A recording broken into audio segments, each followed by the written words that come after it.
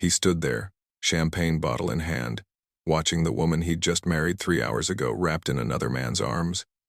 The door to their honeymoon suite hung open like a wound. Michael Carter's entire world shattered in that single moment.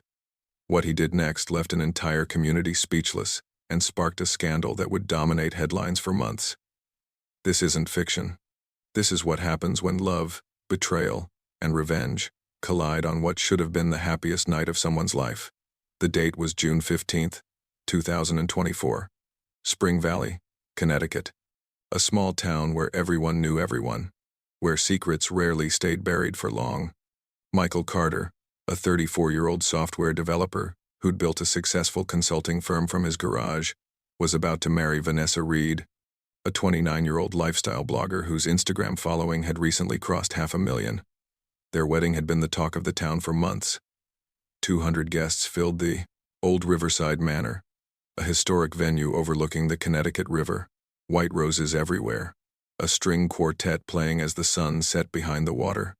People said it looked like something from a magazine.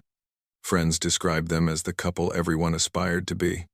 Michael, the quiet, dependable type who still opened doors and remembered anniversaries. Vanessa, vibrant and charming, always knowing exactly what to say to make a room light up. They'd met 4 years earlier at a coffee shop where Vanessa was filming content for her blog. Michael had accidentally walked into her shot, apologized profusely, and somehow that awkward moment had turned into their first date. Their engagement came 2 years later during a trip to Maine, where Michael had arranged a surprise proposal on a lighthouse overlooking the Atlantic. She'd said yes before he even finished asking. But tonight, everything that looked perfect would reveal itself as a carefully constructed illusion. And the man who, everyone thought they knew, the calm, steady Michael Carter, was about to show a side of himself that would leave people questioning everything they believed about justice, revenge, and what it means to truly know someone. Before we dive deeper, let us know in the comments where you're watching from. We'd love to hear from you, and if you're new here, click on the subscribe button so you never miss any of our upcoming videos. To understand what happened that night, you need to understand how they got there. Michael Carter grew up in Spring Valley, the son of a construction worker and a school teacher. He was the kid who built computers in his bedroom, who preferred coding to sports, who graduated valedictorian but never bragged about it. After college, he worked for a tech company in Hartford for 6 years before launching his own consulting business. He wasn't flashy. He drove a 7-year-old Honda, lived in a modest 2-bedroom house he'd renovated himself, and his idea of celebration was craft beer with his 2 closest friends on Friday nights. His best friend since middle school was Tyler Morrison, a real estate agent known for his easy charm and ability to close deals that seemed impossible. They'd been inseparable growing up, the kind of friends who finished each other's sentences and showed up without calling. Vanessa Reed came from a different world entirely. She'd grown up in affluent Westchester County, New York, the youngest daughter of a hedge fund manager. She'd studied communications at NYU and had always been drawn to the spotlight. Her blog started as a hobby during college, sharing fashion tips and lifestyle advice, but it had grown into something much bigger. By the time she met Michael, she had brand partnerships, sponsored posts, and dreams of launching her own product line. Her Instagram feed was a carefully curated collection of perfect moments, beautiful locations, aspirational content that made her followers feel like they were glimpsing something special. She was magnetic in a way Michael wasn't, comfortable being the center of attention while he preferred the background. Their relationship seemed to balance those differences perfectly. Friends said Michael grounded her, gave her stability and genuine affection that wasn't dependent on followers or likes. Vanessa brought excitement into his structured life, convinced him to travel, to try new things, to step outside the comfortable routine he'd built. Their engagement photos went viral on her Instagram, generating thousands of comments from people who said they gave them hope and love. The wedding planning consumed nearly a year. Vanessa documented every step on her blog, turning their journey into content her followers devoured. The venue selection, the dress fittings, the cake tastings, all of it became part of her brand. Michael supported it, even when it meant their private moments became public content. He trusted her. He believed in what they were building together. But looking back, People would remember small moments that didn't quite fit the perfect narrative. 3 months before the wedding, Michael's sister Lauren had pulled him aside at a family dinner. She'd noticed how often Vanessa checked her phone, how she'd smile at messages and quickly put the screen down when anyone came near. Lauren had asked, carefully, if everything was okay. Michael had laughed it off. Of course everything was okay. Vanessa was just managing her business, responding to sponsors, keeping up with the demands of her growing platform. 2 months before the wedding, Tyler had seemed distant. He'd missed a bachelor party planning meeting, something completely unlike him. When Michael asked if something was wrong, Tyler had said work was overwhelming, that he was dealing with a complicated deal. Michael had offered to help if he needed anything. Tyler had just nodded and changed the subject. 6 weeks before the wedding, Michael had come home, early from a client meeting to find Vanessa crying in their bedroom. When he'd asked what was wrong, she'd said the stress of wedding planning was getting to her, that she felt overwhelmed by expectations. He'd held her, promised they could scale back if she wanted, that the wedding was about them, not the performance. She'd wiped her tears and said no, she wanted everything to be perfect. Looking back, he'd wonder what she'd really been crying about. 3 weeks before the wedding, Michael had noticed Vanessa's car in Tyler's neighborhood when she'd said she was meeting with a wedding coordinator across town. He'd driven past, seen her car parked outside Tyler's condo building. When he'd asked her about it that evening, she'd explained that Tyler was helping her coordinate a surprise for Michael, that she'd needed his help with something wedding-related. Michael had felt guilty for even questioning her.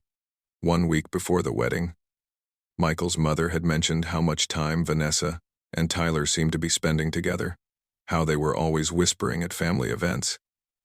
Michael had explained they were working on the wedding, probably planning surprises. His mother had nodded but looked unconvinced. The signs were there. The unexplained absences, the secretive phone calls, the way Vanessa and Tyler would sometimes exchange glances across a room that lasted a moment too long. But Michael didn't want to see them. He was too invested in the future they'd planned, too committed to the life they were about to start. He'd bought into the story they were telling, to everyone and to themselves. Sometimes we ignore our instincts because acknowledging them would mean facing a truth we're not ready to confront. Michael Carter wasn't ready. Not yet. The wedding day itself was flawless. June 15th arrived with perfect weather, clear skies and temperatures in the mid-70s. Vanessa looked stunning in a custom gown that had taken 4 fittings to perfect. Michael wore a navy suit his father had helped him pick out. The ceremony was emotional. Vanessa's vows talked about finding someone who saw her truly, beyond the surface. Michael's vows promised to love her through whatever challenges came, to be her constant in an uncertain world. Both of them cried. So did half the guests. Tyler stood beside Michael as best man, looking sharp in his matching suit, holding the rings, delivering a toast at the reception that had everyone laughing and crying in equal measure. The reception ended around 11:30. Guests had started filtering out after the cake cutting, hugging the newlyweds, offering congratulations and promises to see them after the honeymoon. Michael and Vanessa had booked the honeymoon suite at the Riverside Manor for their wedding night before flying to Greece the next afternoon. The suite was on the 3rd floor, a spacious room with exposed brick walls, a king bed with white linens, and French doors that opened onto a small balcony, overlooking the river. By midnight, most guests had left.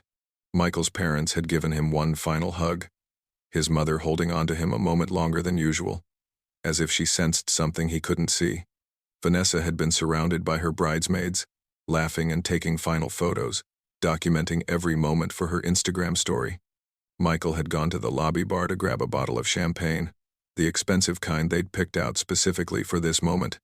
He'd chatted with the bartender, tipped generously, felt that surreal happiness of knowing this was really happening, that he was married to the woman he loved. When he returned to the 3rd floor, champagne in hand, he'd noticed the hallway was quiet. Most of the other rooms on the floor had been booked by out-of-town wedding guests, but everyone seemed to have already turned in for the night. He'd walked to their suite, room 312, already imagining how the rest of the night would unfold. The first glass of champagne on the balcony, watching the river reflect moonlight. Then, the intimacy of finally being alone together as husband and wife. After a year of planning and stress and anticipation, He'd reached for the door handle and found it locked from the inside. That was the first strange thing. They'd agreed to meet back at the room after saying goodbye to the final guests. But Vanessa had clearly gotten there first and locked the door. Michael had knocked softly, not wanting to disturb guests in neighboring rooms. No response. He'd knocked again. A little louder. That's when he'd heard it. Laughter. Muffled. Coming from inside the room. A man's voice. Low and familiar. Michael's heart had started beating faster. That sick feeling rising in his chest that something was very wrong. He'd pulled out his keycard, hands suddenly unsteady. Swiped it through the lock. The green light flashed. He'd pushed the door open slowly, still holding the champagne bottle in his other hand. The suite's main room was dimly lit, just the bathroom light casting shadows across the space. The bed was against the far wall, and there, illuminated by that soft yellow glow, was his wife of 3 hours in the arms of his best friend. They were both fully dressed, but that somehow made it worse. This wasn't a drunken mistake, a moment of lost control. They were sitting on the edge of the bed, Tyler's arm around Vanessa's waist, her head on his shoulder, their fingers intertwined. An intimacy that spoke of familiarity, of something that had been happening for far longer than tonight. They hadn't heard the door open. They were laughing about something, some private joke. Vanessa's wedding dress was still on, though she'd kicked off her heels. Tyler's tie was loosened. The champagne bottle slipped from Michael's hand. It didn't break, just hit the carpeted floor with a dull thud and rolled toward the bed. That's what made them turn. The next 5 seconds felt like an hour. Vanessa's face went white, all the color draining from her cheeks. Her mouth opened, but no sound came out. Tyler stood up fast, hands raised like someone had pulled a gun on him, backing away from the bed. Michael just stood there in the doorway, completely still, his mind trying to process what his eyes were seeing but couldn't quite accept. Then Vanessa found her voice. She said his name, Michael, but it came out broken, more of a sob than a word.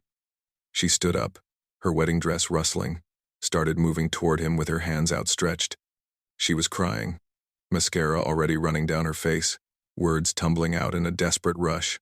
"It's not what it looks like, I can explain. Please just listen to me. Please, Michael, I love you. This doesn't mean anything. Please." Tyler hadn't moved. He stood there, frozen against the far wall, looking at Michael with an expression that was part guilt, part panic, part something else Michael couldn't identify. Maybe defiance. Maybe relief that the secret was finally out. Michael still hadn't spoken. He was staring at his wife, at his best friend, at the bed where he was supposed to spend his wedding night, trying to understand how the day that started with vows and tears and promises had ended here. Vanessa kept talking, kept crying, kept moving closer. She reached for his hand. That's when Michael finally moved. He stepped backward into the hallway, out of her reach. His voice, when he finally spoke, was quiet and level, almost unnaturally calm. He asked one question. "How long?" Vanessa froze mid-step. Her mouth opened and closed. Tyler finally found his voice, started to say something, but Michael cut him off without even looking at him.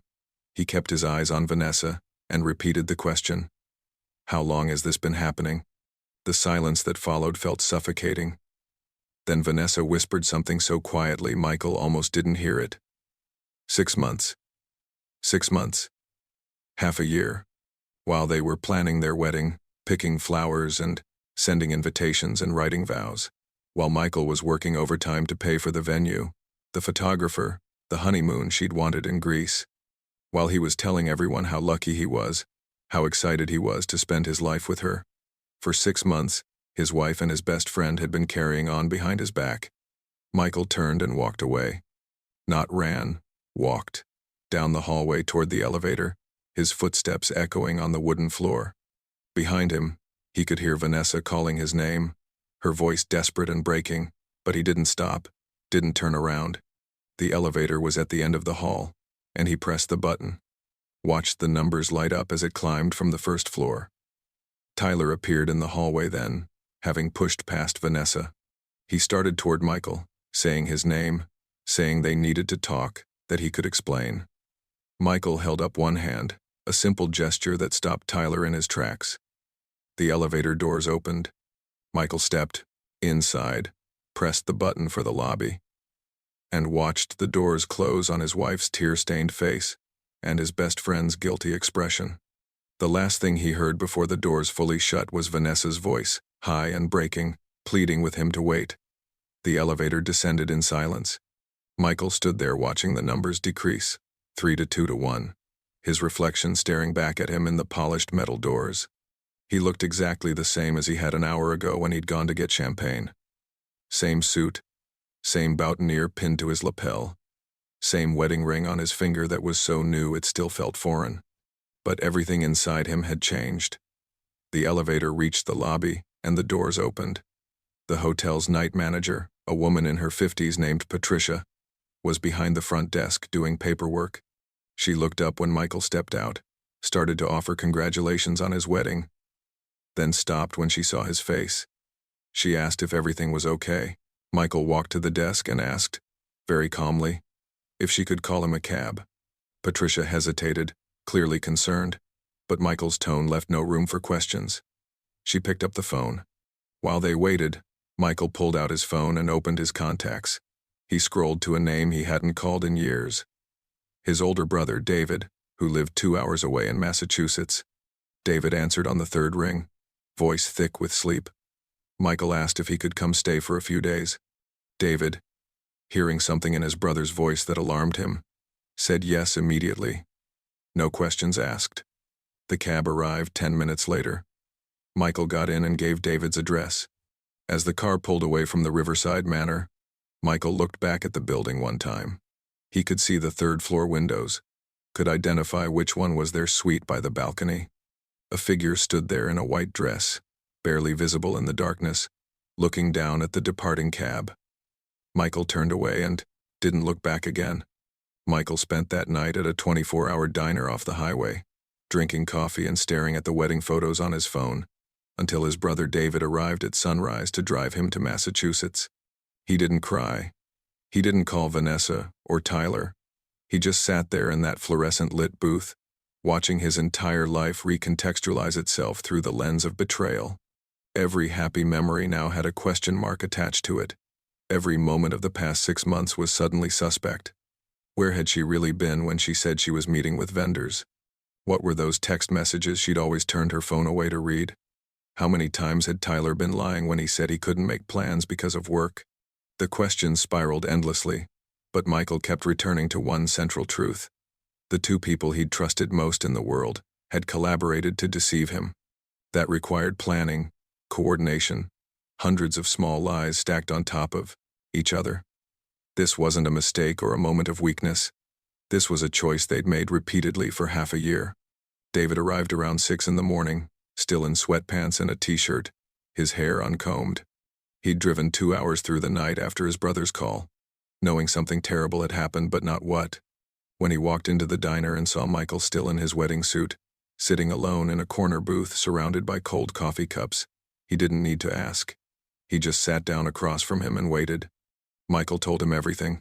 The locked door, the champagne bottle falling, the image of his wife and best friend together that was now burned into his memory. David listened without interrupting, his jaw tightening, hands clenched on the table. When Michael finished, David asked what he wanted to do. Michael said he didn't know. He just knew he couldn't go back to that hotel, couldn't face her or anyone else yet, needed time to think. They left the diner and drove to David's house in silence. Michael's phone had been buzzing constantly in his pocket, but he'd turned it off hours ago. He didn't want to hear Vanessa's voice, didn't want to read her messages, didn't trust himself not to say something he'd regret. He needed to process this alone first, figure out what came next. Back in Spring Valley, chaos had erupted. When Michael didn't return to the hotel that night, Vanessa had panicked. She'd called him dozens of times, getting his voicemail every time. She'd gone down to the lobby at 3 in the morning, asked Patricia if she'd seen Michael leave. Patricia, protective of guests' privacy but concerned about the situation, had confirmed he'd taken a cab but wouldn't say where. Vanessa had spent the rest of the night in the honeymoon suite, alternating between crying and trying to call Michael, her makeup ruined, her wedding dress wrinkled, her entire world collapsing. Tyler had tried to stay with her, to help manage the situation, but she'd screamed at him to leave, to get out. That this was his fault. He'd left around 4 in the morning, driving home in a daze, already dreading the consequences that were coming. By morning, word had started spreading. Michael's parents had called the hotel to arrange breakfast with the newlyweds before their flight to Greece, only to be told by a flustered desk clerk that there seemed to be some confusion about the couple's plans. They'd gone to the honeymoon suite and found only Vanessa, who'd broken down the moment she saw Michael's mother, confessing everything through hysterical sobs. The news rippled through Spring Valley like an earthquake. At church that Sunday morning, whispers filled the pews. At the grocery store, at the coffee shops, everywhere people gathered, the story spread and mutated. Some versions had Michael finding them in bed together. Others said there'd been a physical fight. A few claimed Tyler and Vanessa had been planning to run away, together. The truth was shocking enough without embellishment, but that didn't stop people from adding their own interpretations. Michael's friends were furious, especially those who'd been groomsmen, who'd stood beside Tyler during the ceremony having no idea what had been happening. Some wanted to confront Tyler immediately. Others focused on supporting Michael, trying to reach him, getting only his voicemail. Vanessa's bridesmaids were divided. Some defended her, said people make mistakes, that the heart wants what it wants. Others felt betrayed themselves, angry that they'd helped plan and celebrate a wedding that Vanessa had been undermining for months. The Instagram posts from the wedding were still up on Vanessa's account, photos of the ceremony and reception that had gotten thousands of likes and congratulatory comments. She'd posted them with captions about finding her soulmate, about dreams coming true. Now those posts felt like cruel jokes.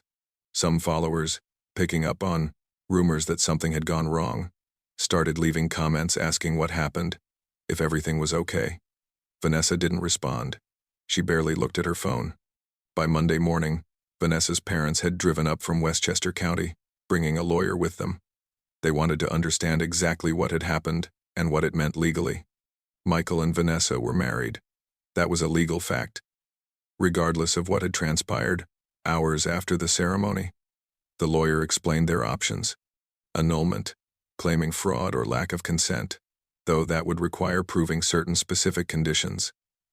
Divorce, which would be simpler legally but more complicated emotionally and publicly. Vanessa wanted to talk to Michael first, to try to explain, to beg for forgiveness and a chance to fix this. Her parents, pragmatic people who'd built their wealth through careful decision-making, counseled her to think strategically rather than emotionally. The marriage could be dissolved quickly and quietly if both parties agreed.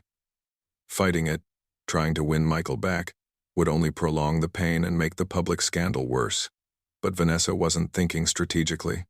She was thinking about the man she'd married, the man whose trust she'd destroyed, and the desperate need to somehow make him understand why she'd done what she'd done. Except she couldn't explain it, not in any way that made sense. There was no good reason, no justification that would matter. She'd wanted them both.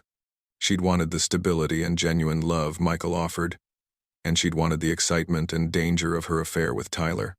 She'd convinced herself she could have both, that no one would find out, that she could keep those two parts of her life separate. That delusion had lasted right up until the door to the honeymoon suite had opened and her two worlds had collided. Tyler Morrison was dealing with his own reckoning. By Monday afternoon, word had reached his real estate office. His broker called him in for a meeting. Tyler had built his career on relationships, on being likable and trustworthy, on convincing people to make the biggest financial decisions of their lives with him as their guide. But trust, once broken, is almost impossible to rebuild. Several clients called to end their contracts with him. People he'd known for years wouldn't return his messages. His social media accounts were flooded with angry comments from people who'd been at the wedding, who'd watched him stand beside Michael as best man and give that heartfelt toast, never suspecting he'd been sleeping with the bride. Tyler tried to explain to anyone who'd listened that it wasn't planned, that it had just happened, that he'd tried to end it multiple times but couldn't. Those explanations rang hollow. Actions have consequences, and Tyler was beginning to understand just how severe those consequences could be. His best friend since middle school, the person who'd been his constant for over 20 years, was gone from his life. Not just distant, but completely, irrevocably gone.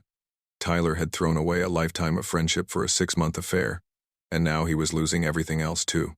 Michael stayed at David's house for 3 days, barely eating, barely sleeping, trying to process what his life had become. His phone, when he finally turned it back on Tuesday morning, showed 147 missed calls and countless text messages. Most were from Vanessa, progressing from desperate apologies to angry accusations to more apologies. Some were from Tyler, trying to explain, trying to apologize, each message more pathetic than the last. Others were from friends, family, people offering support or asking for his side of the story. Michael deleted them all without reading most of them. He wasn't ready to perform for anyone. Wasn't ready to be the wronged husband seeking sympathy or the heartbroken victim needing comfort. He just needed to think. Wednesday afternoon, Michael finally called his parents. His mother answered, her voice breaking when she heard him. They talked for over an hour. She told him everyone was worried, that half the town was asking about him, that Vanessa had been trying to reach him through them. Michael said he needed time, that he'd come home when he was ready, but not yet. His father got on the phone and asked the practical question that everyone else had been avoiding. What do you want to do about the marriage? Michael said he wanted it ended as quickly and quietly as possible. No drama, no public fight, just dissolution and moving forward. His father said he'd arrange for a lawyer to contact Michael, that they'd handle the legal aspects so Michael didn't have to face Vanessa if he didn't want to. Michael thanked him and ended the call. Thursday morning, Michael made a decision that would change everything. He'd spent 3 days replaying the past 6 months in his mind, analyzing every interaction, every missed sign, every moment where he'd chosen to trust instead of question, and he'd realized something. He had proof. Months earlier, back in March, Michael had downloaded a location-sharing app on both his and Vanessa's phones. It had been Vanessa's suggestion, actually, after a friend of hers had told a story about a woman whose car broke down in a remote area, and she couldn't remember the exact location to give to roadside assistance. Vanessa had thought it was smart for safety, and Michael had agreed. They'd both installed it and mostly forgotten about it. But that app kept a detailed history. Every location, time-stamped and mapped. Michael opened the app on his phone and went back through the history. What he found confirmed his worst assumptions and then exceeded them. All those times Vanessa had said she was meeting vendors or running wedding errands, the location data showed her at Tyler's condo. Hours at a time, multiple times a week. There were evenings when she'd told Michael she was having dinner with her bridesmaids, but her phone had been stationary at Tyler's address. There were weekday afternoons when she'd supposedly been at the gym, at the nail salon, at the florist. But the data showed the same pattern. Tyler's condo. Again and again and again. Michael screenshotted everything. Hundreds of location points, each one a documented lie. Then he went further. He logged into their shared cell phone account, something he'd set up to save money when Vanessa moved in with him 2 years ago, and downloaded detailed phone records. Call logs, text message timestamps, data usage. He couldn't see the content of the messages, but he could see the frequency and timing. Vanessa and Tyler had exchanged an average of 40 text messages per day over the past 6 months. They'd had phone calls that lasted hours, often late at night when Michael was asleep or away on business. The pattern was undeniable. This wasn't a brief affair or a few isolated incidents. This was a parallel relationship that had been running alongside Michael and Vanessa's engagement, systematic and sustained. Michael compiled all of it into a single document. Location data, phone records, timestamps. He added notes about specific instances where Vanessa had lied about her whereabouts, where the records proved she'd been somewhere other than where she'd claimed. It was methodical, detailed, irrefutable. Evidence not just of infidelity but of sustained deception. Michael saved the document and leaned back, staring at his laptop screen. He had everything he needed for the divorce, but sitting there in his brother's spare bedroom, Looking at the evidence of his wife's betrayal laid out in cold data and timestamps, Michael felt something shift inside him. The hurt and shock of the past few days was hardening into something else. Not rage, exactly. Something colder and more deliberate. Vanessa had built her life on image, on her carefully curated Instagram presence, on being seen as aspirational and authentic and someone others should want to emulate. Michael realized he had the power to strip that away completely. He could stay silent, handle the divorce quietly, and let Vanessa spin whatever narrative she wanted to her followers. Or he could tell the truth. Not vindictively, not with anger, but simply factually. Let people see behind the edited photos and perfect captions to the reality of who she was and what she'd done. The question was whether he wanted to, whether exposing her was justice or just revenge, and whether he could live with himself either way. Michael Carter was not, by nature, a vengeful person. His entire life had been built on different principles. Quiet competence, keeping your head down and doing good work, treating people fairly, assuming the best in others until proven otherwise. That philosophy had served him well in his career, in his friendships, in building a life he was proud of. But that philosophy had also left him exposed, made him vulnerable to people who didn't share his values, who saw his trust as weakness to be exploited. Sitting in his brother's house on Thursday evening, looking at the evidence he'd compiled, Michael had to confront a fundamental question about who he was and who he wanted to be. The easy path was silence. Handle the divorce through lawyers, divide their relatively modest assets, and move on. Let Vanessa keep her Instagram following and her brand partnerships and her carefully constructed image. Take the high road, as his mother would say. Don't sink to anyone else's level. Maintain your dignity, and let karma handle the rest. That's what the old Michael would have done. But the old Michael had trusted his wife and best friend, and look where that had gotten him. Standing in a hotel doorway on his wedding night watching his life implode. Maybe trusting and assuming the best wasn't always the right approach. Maybe sometimes people needed to face real consequences for their actions. The other path was exposure. Michael could post everything he'd found. The location data, the phone records, a straightforward account of what had happened on his wedding night. Not attacking Vanessa, not calling her names or making emotional accusations, just presenting facts and letting people draw their own conclusions. Her followers, the brands who paid her for sponsored posts, everyone who'd congratulated them on their seemingly perfect relationship, deserved to know the truth. And Vanessa deserved to face the consequences of her choices, not get to control the narrative and spin some story about mutual decision or growing apart or any other sanitized version that would preserve her image. But doing that would make Michael part of the story in a way he didn't want. It would invite media attention, speculation, public dissection of his private pain. It would turn his worst moment into entertainment for strangers on the internet. And it would mean spending time and energy on Vanessa when what he really wanted was to never think about her again, to erase her from his life and move forward. Michael spent Thursday night wrestling with that decision. David tried to offer advice but ultimately told him only he could decide what was right. Whatever choice Michael made, David would support him. Friday morning, Michael got a call from a lawyer his father had retained, a family law attorney named Sandra Mitchell who specialized in complex divorces. Sandra explained the process, the timeline, what Michael would need to provide. She mentioned that Vanessa had also retained a lawyer and was requesting mediation, wanting a chance to speak with Michael directly. Sandra advised against it. There was nothing Vanessa could say that would change the facts or the outcome. Meeting with her would only be emotionally painful without any practical benefit. But Vanessa's lawyer had also mentioned that Vanessa was considering making a public statement about the end of the marriage, given her social media presence and the rumors already circulating. Sandra wanted Michael to be prepared for that possibility. That call changed Michael's perspective. The choice wasn't between exposure and silence. Vanessa was planning to tell a version of this story regardless. The only question was whether Michael would let her control the narrative or whether he'd provide the truth first. He told Sandra he needed the weekend to think about it and would have a decision by Monday. Michael spent Saturday reading Vanessa's Instagram posts from the past 6 months. All the wedding content, the engagement photos, The captions about finding your person and love being patient and dreams taking time but being worth the wait. Thousands of comments from followers who'd been invested in their story, who'd felt connected to Vanessa's journey. She'd used their relationship as content, monetized their engagement and wedding planning, built her brand partially on the image of their supposedly perfect love. And all of it had been a lie, or at least a deeply incomplete truth.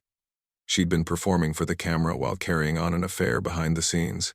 Those followers, who genuinely cared and felt happy for her, deserved to know they'd been deceived too. Saturday evening, Michael made his decision. He wouldn't stay silent. But he also wouldn't be cruel or vindictive. He would simply tell the truth, factually and completely, and let people respond however they chose. Sunday morning, he started writing. Not a social media post or a public statement yet, but a detailed account of everything that had happened. The wedding night discovery, the evidence he'd found, the timeline of deception. He wrote it like a report, straightforward and unemotional, just presenting facts and events chronologically.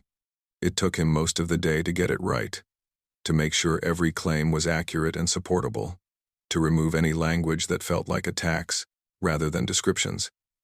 By Sunday evening, he had a document that was comprehensive and devastating in its simplicity. Michael didn't post it immediately. He sent it first to Sandra Mitchell, his lawyer, and asked her to review it for any legal issues.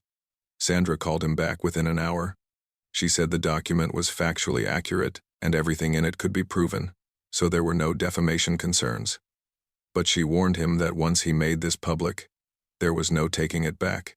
It would define how people remembered him, and Vanessa would follow both of them for years, would close the door on any possibility of privacy or quiet resolution. Was he certain this was what he wanted? Michael said yes. He was certain. Sandra said okay. Then she supported his decision, but she recommended he wait until Tuesday morning to post anything. Give her a day to file the divorce paperwork and ensure all the legal documents were in order first. That way, Vanessa couldn't claim the public post was attempting to influence the divorce proceedings. Michael agreed to wait. Monday, Michael returned to Spring Valley for the first time since his wedding night. He drove through town mid-morning when most people were at work, went to the house he'd shared with Vanessa, and let himself in. The living room looked exactly the same as it had when he'd left 5 days ago. His suit jacket still draped over a chair where he'd tossed it while getting ready for the wedding. But it felt different now, like a place he'd lived in a previous life. He packed efficiently, taking his clothes, his computer equipment, his personal belongings. He left everything that had been theirs together, wedding gifts and shared purchases and all the accumulated stuff of a relationship.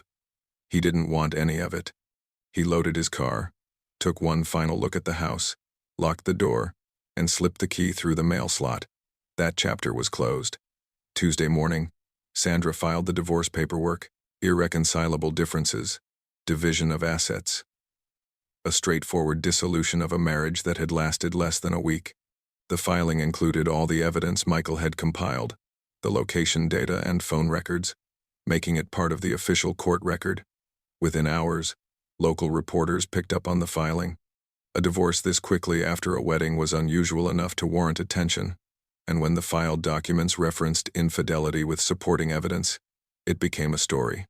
By Tuesday afternoon, small news outlets were starting to report that the high-profile Spring Valley wedding that had taken place the previous weekend had ended in immediate divorce, amid allegations of infidelity. They didn't have many details yet, just the basic court filings and second-hand accounts from unnamed sources. But the story was out there, spreading beyond just town gossip into actual media coverage. That's when Michael posted his statement. He didn't use Instagram or Facebook, platforms where tone and context could be misinterpreted and where comments would quickly become a circus. Instead, he created a simple web page, just text on a white background, and posted the link on his personal social media accounts with a single sentence of introduction. For anyone wondering what happened, here is the truth. The statement itself was exactly what he'd written over the weekend. A chronological account starting with his relationship with Vanessa, their engagement, the wedding planning. Then the wedding night, what he'd found, his initial reaction. Then the evidence he'd discovered afterward, the location data and phone records. presented not with anger but with timestamps and facts. He included screenshots of the data, with Tyler's address redacted but the pattern of Vanessa's locations clear. He included a summary of the phone records showing the frequency of contact between Vanessa and Tyler, and he ended with a simple paragraph about why he was sharing this publicly. He wrote that Vanessa had built part of her public presence on their relationship, had shared their engagement and wedding planning with thousands of followers, and those people deserved to know that the story they'd been told was incomplete. He wasn't seeking sympathy or revenge, just providing truth. Then he asked for privacy as he moved forward with his life, said he wouldn't be doing interviews or making further statements, and thanked everyone who'd reached out with support. The response was immediate and overwhelming. Within an hour, the post had been shared hundreds of times. Within 3 hours, it had gone viral beyond just their immediate community. Vanessa's Instagram followers started flooding to Michael's post, reading the detailed account of what had happened behind the scenes of the wedding content they'd been consuming. Many were shocked. Some were angry, feeling personally deceived. Others expressed sympathy for Michael, sharing their own stories of betrayal. By evening, the story had been picked up by major media outlets, not just local news but national platforms that covered viral stories and internet culture. The perfect Instagram wedding that had ended in immediate scandal. Several outlets reached out to Michael for interviews. He declined all of them, sticking to his statement that he wouldn't elaborate further, but plenty of other people were willing to talk. Wedding guests gave accounts of how perfect everything had seemed that day, how shocked they were to learn what had happened hours later. Friends of Michael's spoke about his character, his loyalty, how devastated he'd been. Some of Vanessa's followers who'd met her at events or collaborated with her shared their own observations, some defending her, others noting that she'd always seemed more interested in how things looked than how things actually were. Vanessa's Instagram account went silent. She didn't delete the wedding posts, but she didn't add anything new or respond to the flood of comments that ranged from supportive to viciously critical. Her follower count started dropping, slowly at first, then accelerating as the story spread. Brand partnerships quietly disappeared. Companies that had paid her for sponsored posts began distancing themselves, not making announcements but simply ceasing contact and removing her from their influencer rosters. Her website, where she'd sold her own merchandise and lifestyle guides, went dark. The carefully constructed empire she'd built was collapsing in real time. Tuesday evening, Vanessa's lawyer released a brief statement saying that Vanessa deeply regretted the pain she'd caused and was focusing on personal reflection and growth. The statement didn't deny anything Michael had shared, didn't try to spin an alternative narrative, just acknowledged fault and asked for privacy. It was the only acknowledgement Vanessa ever made publicly. Tyler Morrison faced similar consequences. His real estate license was under review after multiple complaints to the state board. Not for the affair itself, but for questions about his character and trustworthiness in professional dealings. His brokerage firm released him from his contract. His social media accounts, once full of successful closing photos and client testimonials, were deleted entirely. He'd become radioactive professionally, at least in Spring Valley and the surrounding area. Some people thought Michael's public post was justified, that Vanessa and Tyler had earned the public consequences through their own actions. Others felt it was vindictive, that divorce and private consequences were sufficient without destroying Vanessa's career and reputation. Michael didn't engage with either camp. He'd made his choice, stood by it, and moved on. 3 weeks after the wedding that never was, Michael received an unexpected call. It was from Tyler's younger sister, Hannah, someone Michael had known casually through Tyler but had never been particularly close to. She asked if they could meet somewhere private, said she had information Michael deserved to know. Michael was hesitant, not wanting to reopen wounds that were slowly starting to scab over, but something in Hannah's voice suggested this was important. They met at a coffee shop 2 towns over from Spring Valley, where they were less likely to run into anyone who knew them. Hannah looked nervous, wringing her hands around her coffee cup, clearly struggling with whether to say what she'd come to say. Finally, she started talking.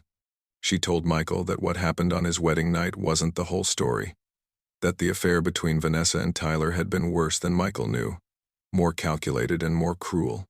Hannah said she'd known about the affair for months, that Tyler had confided in her back in February, swearing her to secrecy. She'd urged him to end it, told him he was destroying his friendship with Michael and helping Vanessa deceive someone who didn't deserve it. Tyler had promised multiple times that he was breaking it off, that it was over, but he never actually did. And then Hannah shared the part that made Michael's blood run cold. According to Hannah, Vanessa and Tyler had been planning to continue the affair even after the wedding. They'd discussed it explicitly, had conversations that Hannah had accidentally overheard when Tyler was on the phone and didn't realize she was in the next room. The wedding wasn't supposed to end their relationship, just provide Vanessa with the stability and financial security of marriage to Michael, while maintaining her affair with Tyler. They'd planned to be more careful, to use burner phones and secret meetings, to wait a few months after the wedding so no one would suspect. The wedding night hadn't been some final goodbye or moment of weakness. They'd intended to meet in the honeymoon suite after Michael had fallen asleep, to have one more encounter before the Greece trip, believing he'd be exhausted from the wedding and wouldn't notice Vanessa slipping away for an hour. But Michael had taken longer at the hotel bar than they'd expected, had come back earlier than they'd planned, and had caught them before they could execute their plan. It wasn't that Michael had stumbled upon an affair that was ending. He'd interrupted an affair that they'd intended to continue indefinitely, with him as the unknowing husband funding Vanessa's lifestyle, while she maintained her relationship with Tyler. Hannah said she was telling Michael this because she couldn't live with the guilt anymore. She knew about it and did nothing, and that made her complicit.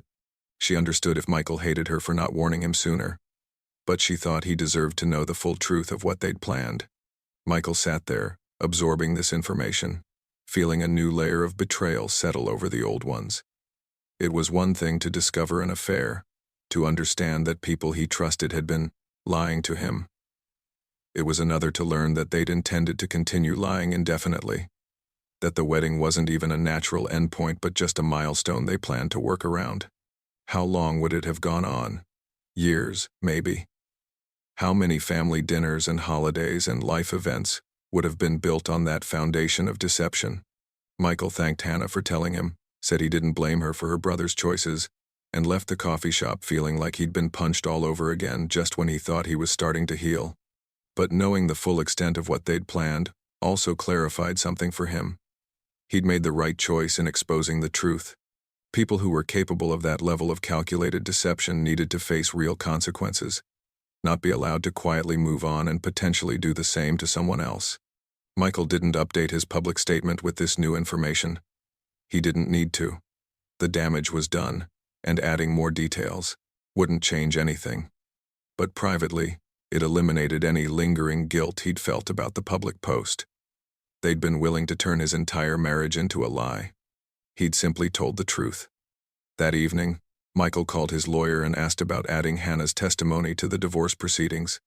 Sandra said it wasn't necessary from a legal standpoint since the divorce was already proceeding smoothly, but if Michael wanted it documented as part of the official record, they could include an affidavit from Hannah. Michael said yes, not because it would change the outcome, but because the complete truth should be on record. Hannah agreed to provide a sworn statement detailing what she'd known and when, what Tyler had told her about his and Vanessa's plans. That statement became part of the court documents, public record available to anyone who looked up the case. Several media outlets did look it up, and within days, the story had a new angle. The affair hadn't just happened. It had been premeditated, planned to continue even after the wedding. If public opinion had been mixed before, this revelation pushed it decidedly in Michael's favor.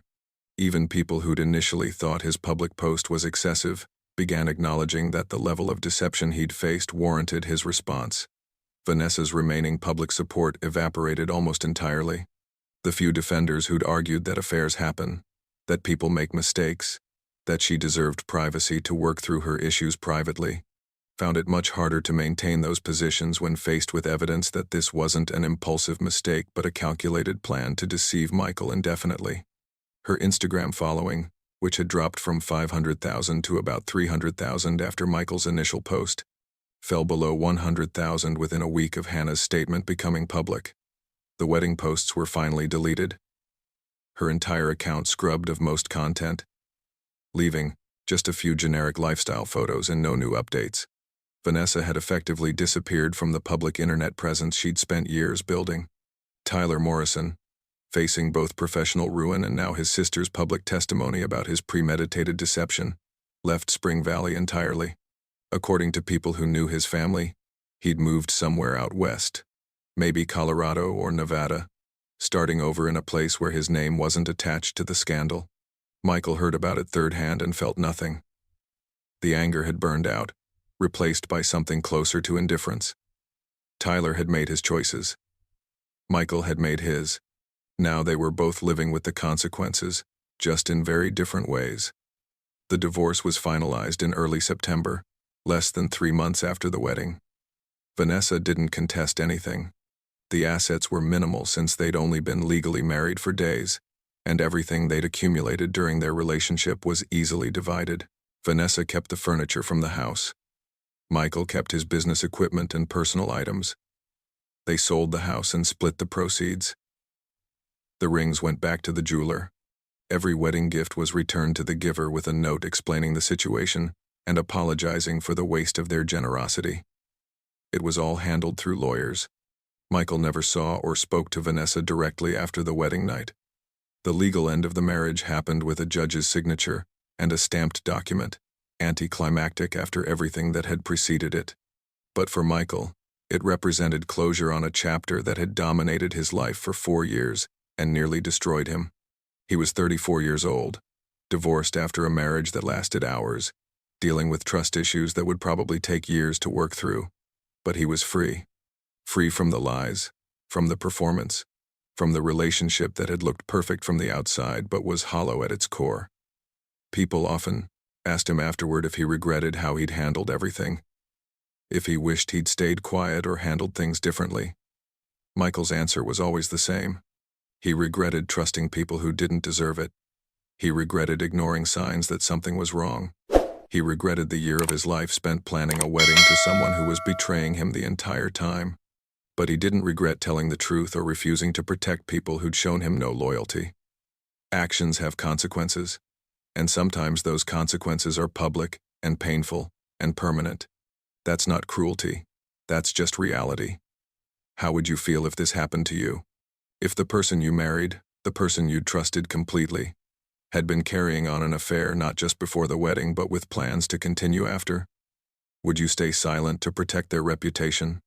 Or would you feel that the truth mattered more than their comfort? Think about that for a moment. Because betrayal like this doesn't just hurt in the moment. It rewrites your entire history with someone, makes you question every memory, every conversation, every moment you thought was genuine. 6 months after what should have been his wedding night, Michael Carter was rebuilding. Not quickly, not easily, but deliberately. He'd moved into a small apartment in Hartford, close enough to Spring Valley to maintain his business relationships but far enough to avoid constant reminders of everything that had happened. His consulting business had actually grown during the aftermath of the scandal. Not because of the publicity, though that hadn't hurt, but because people who knew him professionally respected how he'd handled himself. Clients appreciated his straightforward communication and reliability, qualities that seemed even more pronounced after watching him navigate his personal crisis with dignity.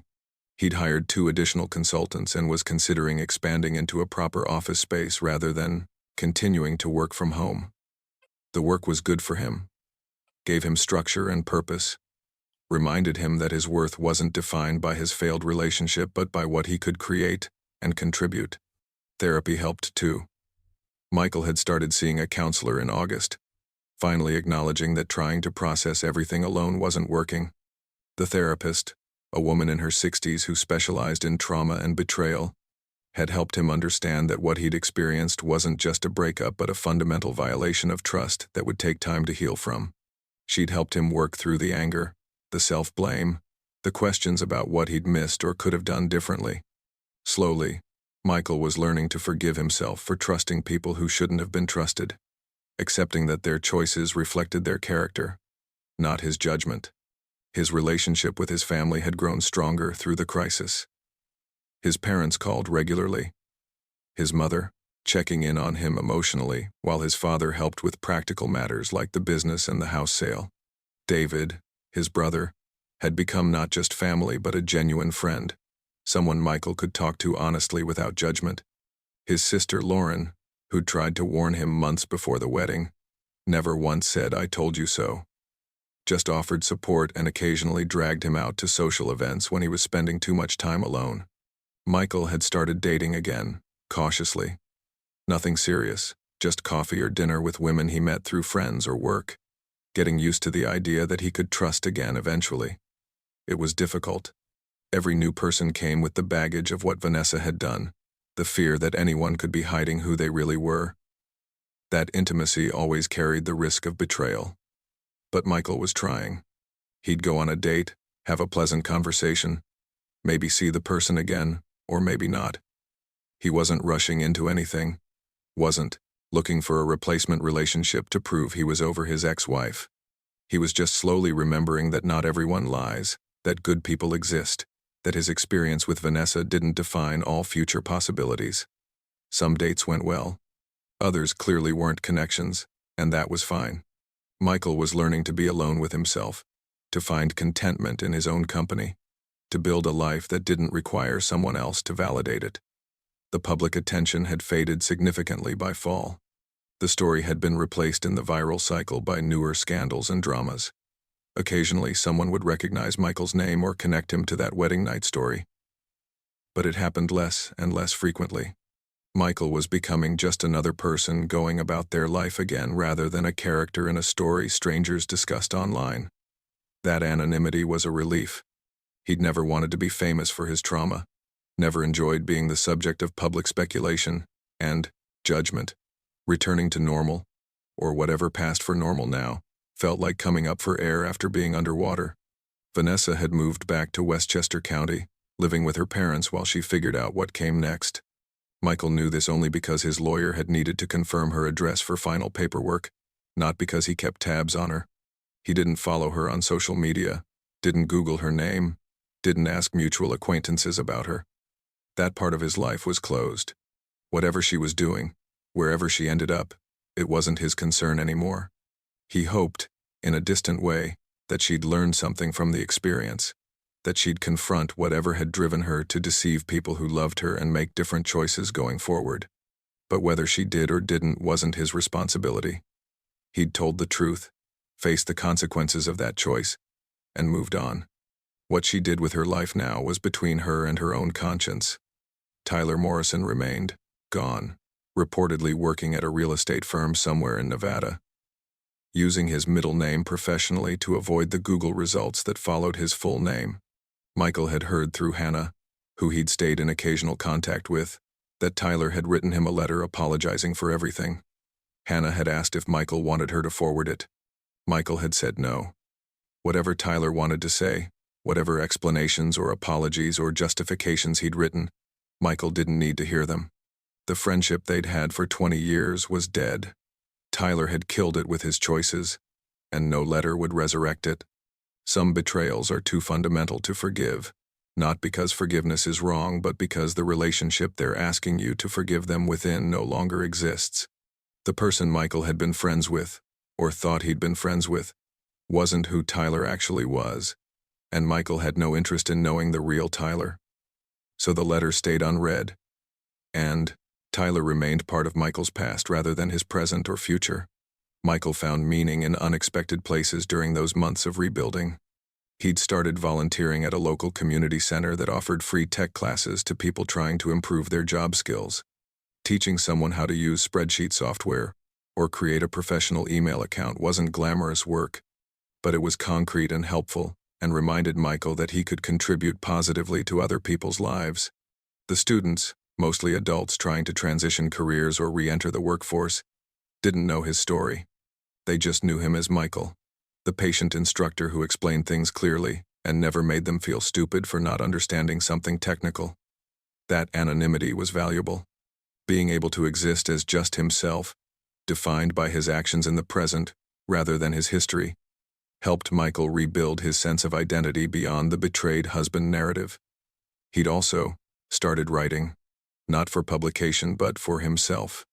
Long entries processing his emotions, examining what had happened, trying to understand not just Vanessa and Tyler's choices but his own reactions and what he wanted going forward. The writing helped clarify things that stayed muddled when they just circled in his head. He wrote about anger and hurt and the slow process of letting go.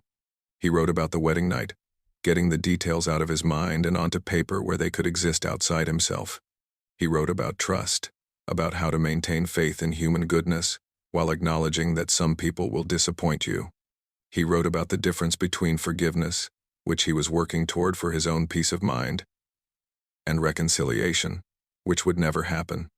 Those journals filled notebooks, thousands of words that no one else would ever read but that served their purpose in helping Michael process and heal. By November, approaching 6 months since the wedding, Michael felt something he hadn't experienced in a long time. Contentment, maybe, or at least the absence of constant pain. There were still hard days, moments when something would remind him of Vanessa or trigger the memory of that hotel room door opening, but they were becoming less frequent and less overwhelming. He could go days without thinking about her at all, his mind occupied with work and friends and plans for the future rather than dwelling on the past. He'd survived what felt like the worst thing that could happen, and he was building something new from the wreckage. Not the life he'd planned or expected, but maybe something better because it was real and built on truth rather than illusions. What would you do with that kind of betrayal? Would you be able to move forward, to trust again, to build a new life without the constant fear that history might repeat itself? Michael was doing it, one day at a time, not because he had some special strength or resilience, but simply because the alternative was staying stuck in the pain forever.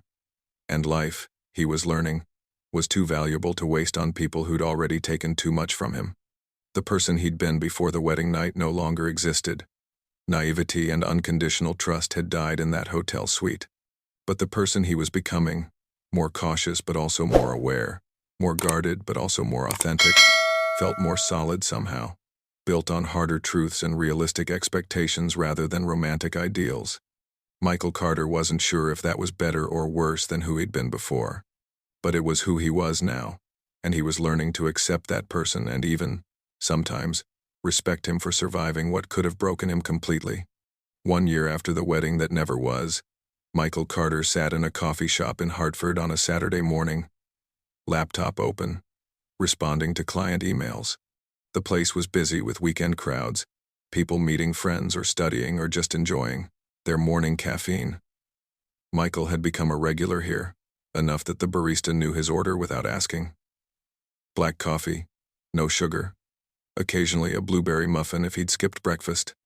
It was a small routine, unremarkable, exactly the kind of normal that Michael had rebuilt his life around. He looked up from his laptop as someone approached his table. A woman around his age, dark hair pulled into a ponytail, wearing running clothes and carrying a yoga mat. She smiled apologetically and asked if the chair across from him was taken, the coffee shop having filled up while he'd been focused on work. Michael said no, she was welcome to it. She sat down, pulled out her own laptop, and they existed in comfortable parallel silence for a while. Two strangers sharing a table in a crowded coffee shop. After about 20 minutes, the woman's phone rang. She answered, had a brief conversation about meeting someone later for lunch, laughed at something the person on the other end said. When she hung up, she glanced at Michael and made a comment about friends who can never decide on a restaurant. Michael smiled, made some agreeable comment back. They started talking, casual coffee shop conversation. Her name was Rebecca. She was a physical therapist at a sports medicine clinic, training for a half marathon, originally from Boston but had lived in Hartford for 5 years. Michael shared that he ran a consulting business, was thinking about getting back into running himself since he'd let it lapse. They talked for maybe 10 minutes. Easy conversation with none of the weight or history that made dating feel complicated. Eventually, Rebecca said she should probably actually do some work since that's why she'd brought her laptop. Michael agreed, said it was nice talking with her, went back to his own computer. But before she put her headphones on, Rebecca hesitated, then asked if Michael might want to grab coffee sometime, actually intentionally, rather than just sharing a coffee table. Michael paused. A year ago, even 6 months ago, he might have made an excuse. deflected, kept his walls up. But sitting there looking at this woman who seemed genuine and kind and who knew nothing about his history or his baggage, Michael made a choice. He said yes. He'd like that. They exchanged numbers. Rebecca smiled, said she'd text him, then put in her headphones and focused on whatever she was working on. Michael went back to his emails, but he was smiling slightly. Not because he thought Rebecca was the answer to anything or because one coffee date meant he was healed or past everything that had happened, but because he'd said yes. Because he was willing to try again, to risk being hurt again, to believe that not everyone would turn out to be Vanessa or Tyler. That felt like progress. That felt like healing. The wedding night that had destroyed Michael's life a year ago had also, in its way, rebuilt him. Not the way he would have chosen, not through a process he'd wish on anyone, but authentically. He was different now. More careful, yes, but also more clear about what he wanted and what he wouldn't accept. More aware of red flags, but also more appreciative of genuine connection. The betrayal had taught him painful lessons about trust and deception, and the gap between how things appear and how they actually are. But it had also taught him about resilience, about his own strength, about the possibility of surviving what feels unsurvivable, and building something new from the ruins. Michael Carter would never forget walking into that hotel suite and having his world implode. That memory was part of him now. A scar that had healed but would always be visible if you looked close enough. But it didn't define him anymore. It was something that happened to him, not who he was. The difference between those two things, between being a victim of betrayal and being a person who'd experienced and overcome betrayal, was the work of the past year. And that work had been worth it. Michael finished his coffee, closed his laptop, and left the coffee shop. Rebecca waved as he passed her table. He waved back. Outside, the November sun was bright and cold, the kind of day that felt crisp and new. Michael had plans to meet his brother for lunch, then maybe work on some home improvement projects in his apartment. Simple plans, normal plans, the kind of regular Saturday that used to bore him, but now felt valuable, precisely because it was uncomplicated and real. He walked to his car thinking about Rebecca, about the possibility of coffee turning into something more, or maybe just staying coffee, and either option, feeling okay. He thought about Vanessa briefly, a passing thought without much emotion attached, wondering vaguely where she was and if she'd found whatever she'd been looking for.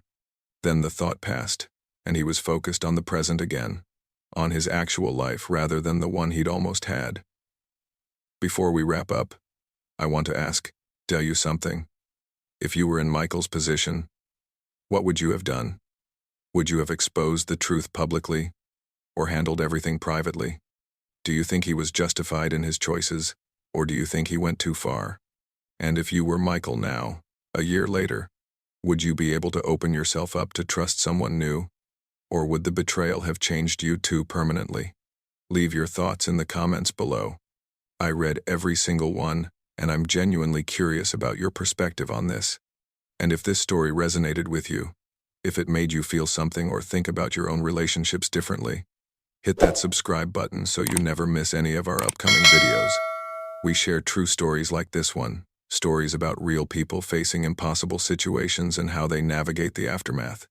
Because life isn't always fair, love doesn't always work out the way we hope, and sometimes the person you trust most is the person who hurts you deepest.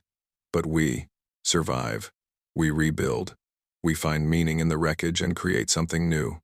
That's the real story, not just the betrayal but what comes after, how we choose to move forward when everything we believed in has been shattered. Thank you for staying with me through this entire story. Until next time, take care of yourselves. Protect your hearts, but don't close them completely. And remember that your worth isn't determined by how others treat you but by who you choose to be in the face of their choices.